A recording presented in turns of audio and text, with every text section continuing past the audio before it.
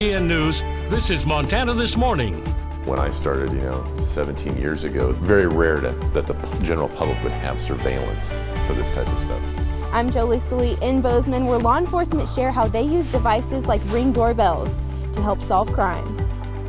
And what does the future hold for the Bozeman School District financially? We'll take a look at some of the recommendations coming up at 6:35. Meantime, at 6:30, a live shot from Bozeman Yellowstone International Airport. Lots of airplanes on the ground. In fact, all airplanes on the ground that are domestic flights in the United States are there by order of the FAA, a computer system that provides pilots with notices that they need before flying, experiencing an outage from the FAA. So they're working to get that system back up. So until 7 o'clock this morning, there will not be a domestic flight in the air over the United States. Does not affect medical flights, does not affect the military. Now, we were talking about it. Do you remember the last time outside of 9/11? I don't remember. Outside of 9/11, I don't remember the last time that we grounded all domestic flights. It's going to be eerie waking up and looking out and not seeing anything. As of 6 o'clock this morning, about 3,500 flights and counting that are on delay. So if you're heading out to Bozeman Yellowstone International, Burt Mooney, just give yourself a little extra time. It's going to be a while before they get that caught back up. It's not a rush. But it's a good thing. Yes. Because it's a safety thing. That's right. Meantime, in weather, it's a chilly thing. It is cold. You need your coats on the way out the door. Today's not warming up dramatically as you go into that. I know, I was watching that too. I was catching it in my eye. Skies should clear by the afternoon, mostly sunny for a short time. Our Bozeman day planner expecting daytime highs into the upper 20s and low 30s. It looks like in Butte, pretty quiet conditions again, but it is chilly. We do have a warm-up on the way. I'm going to break that down, of course, coming up in just a few minutes. All right, thank you, Matt. 6:32 now. Putting together the pieces in a horrific quadruple murder. Accused University of Idaho murder suspect Brian Kohberger due in court tomorrow morning. Now, police in Pennsylvania arrested Kohberger in late December. He was later extradited back to Idaho. According to court affidavit, investigators used DNA evidence, cell phone data, and surveillance footage to tie Kohberger to the crime. Now, Bozeman law enforcement say home security cameras like the Ring doorbell make a huge difference when it comes to investigating crimes these days. MTN's Jolie Sully tells us how those systems help law enforcement and people who have them. Doorbell cameras make it easy for people to see who might be lurking around their homes, literally straight from their cell phones. Police investigators in Bozeman say they rely on footage like this from a Ring doorbell camera all the time to help solve different types of crime. Just adds that extra level of security. Yes, it definitely does. You can see everything and you get a notification anytime something's in front of the door. Louisa Goodrum is just one of many people who have taken advantage of the inexpensive home surveillance technology Ring, starting anywhere from $65 to $350. She says it makes her feel safer. We just wanted to make sure we have a lot of people come in and out of our neighborhood.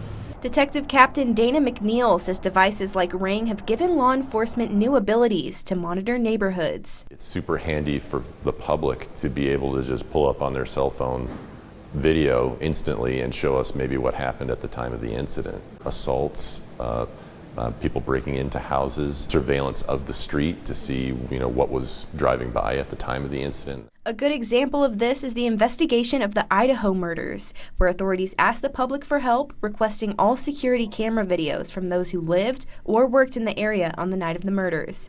This helped move their investigation forward. When I started, 17 years ago, there was very rare that the general public would have surveillance for this type of stuff. So yeah, like these video doorbells or even just home security cameras are hugely helpful sometimes. More than 2,000 police and fire departments across the U.S. have cooperative agreements with the Ring doorbell system, allowing them to ask all camera owners within half a square mile of a crime scene to share video that could help with a case. This is active in every state except for Montana and Wyoming.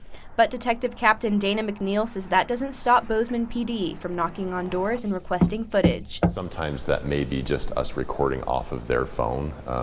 Sometimes they can record their phone and send it to us. As for Goodrum, she says she hasn't been alerted of any suspicious activity on her Ring doorbell yet, but her parents have. Else getting caught, probably sneaking out.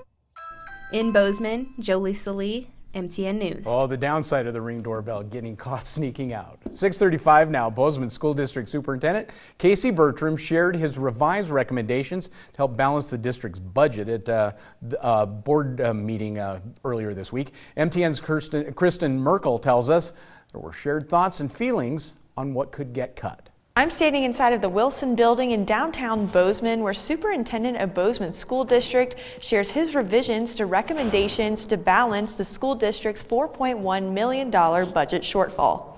I also want to appreciate the superintendent's presentation this evening in providing a much richer context for all of the things that are happening around this fiscal situation. On January 6th, Superintendent Casey Bertram sent out a revised list of recommendations for reducing millions of dollars from the K-12 budget. These recommendations are tied to building reserve safety levies. The revised list includes 2 plans. Plan A is a creative strategy to pursue additional revenue via taxpayer dollars. And give taxpayers a say in that via a vote in the May elections. Plan B is largely what the board budget committee that met from June to December put together in terms of elementary and high school recommendations to reduce $4.1 million out of the general fund budget. If the levy passes, Plan B cuts will not be as severe.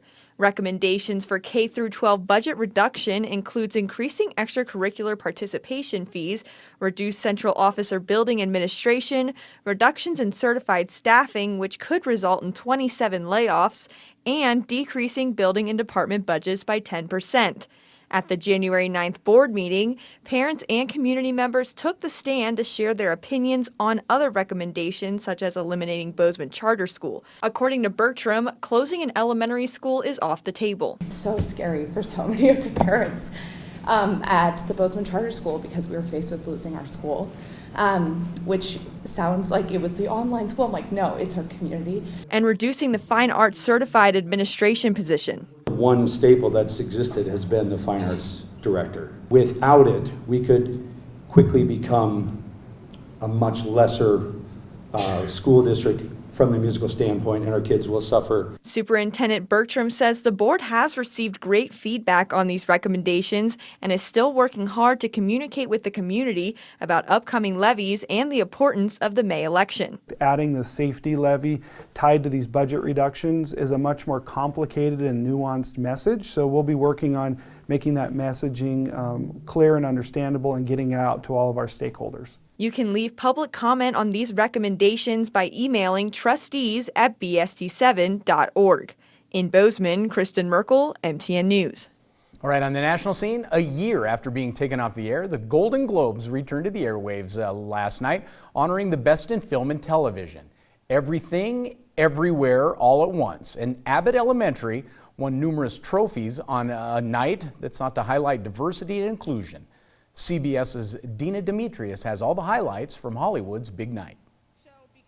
We love comedy and we love TV. It was a remarkable night for first-time nominees. I'm in this room full of my heroes. And Hollywood veterans. I don't work out, you know what I mean? I can't hold it that long.